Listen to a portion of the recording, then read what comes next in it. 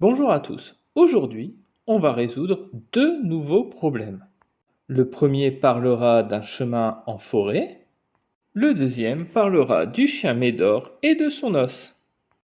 Aujourd'hui, Monsieur Legrand part rendre visite à sa grand-mère Simone qui habite une maison perdue au fond des bois.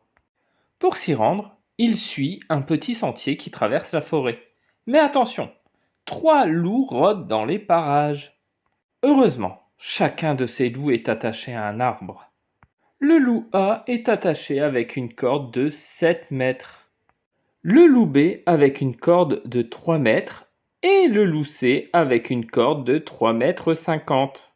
Peux-tu représenter la zone dans laquelle chaque loup peut se déplacer? Et surtout, une fois les zones de danger tracées, réponds à cette question. Le chemin de Monsieur Legrand sera-t-il sûr? Pour résoudre ce problème, on va d'abord représenter la zone que chaque loup peut atteindre. Comme les loups sont attachés à un arbre par une corde, ils peuvent se déplacer tout autour de cet arbre jusqu'à la longueur maximale de la corde. On peut donc tracer un disque autour de chaque arbre, un disque de rayon 7 mètres pour le loup A, un disque de rayon 3 mètres pour le loup B et un disque de rayon 3,5 mètres pour le loup C. Ces disques représentent les zones dangereuses à éviter. Ensuite, on regarde si le chemin que suit Monsieur Legrand passe à l'intérieur d'un de ces disques. Si le chemin traverse l'un des disques, alors Monsieur Legrand prend un risque. Ici, une partie du chemin reste en dehors de toutes les zones dangereuses. Alors, il peut passer sans danger. Médor est un chien attaché à sa niche par une laisse de 10 mètres. À 7 mètres de sa niche, un petit muret l'empêche de continuer tout droit. Derrière ce muret, dans le jardin, se trouve un os bien appétissant. Question, Médor pourra-t-il atteindre l'os? Et surtout, jusqu'où peut-il aller en longeant le muret?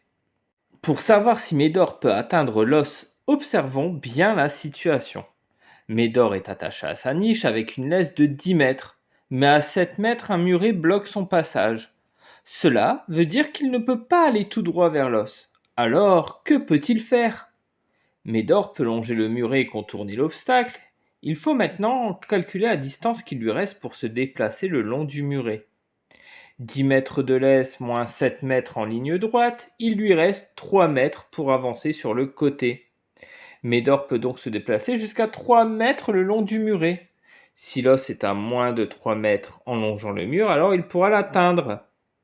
Nous allons donc tracer un disque de rayon 3 mètres et de centre le pied du mur pour savoir si Médor peut atteindre l'os. C'est ainsi qu'on s'aperçoit que l'os n'appartient pas au disque qu'on vient de tracer. Médor ne peut pas atteindre son os et devra se contenter d'un biscuit. Dans cette vidéo, nous avons aidé Monsieur Legrand à éviter les loups, et nous avons vu que Médor devra se contenter de son biscuit préféré. Pour résoudre ces deux situations, nous avons utilisé des outils mathématiques précis. D'abord, nous avons compris que la zone que peut atteindre un animal attaché est un disque. Ce disque a pour centre le point d'attache et pour rayon la longueur de la corde. Ensuite, nous avons analysé les distances entre les obstacles et les chemins. Cette vidéo touche à sa fin. Flash ce QR code qui t'amènera au quiz. À bientôt pour de nouveaux objectifs.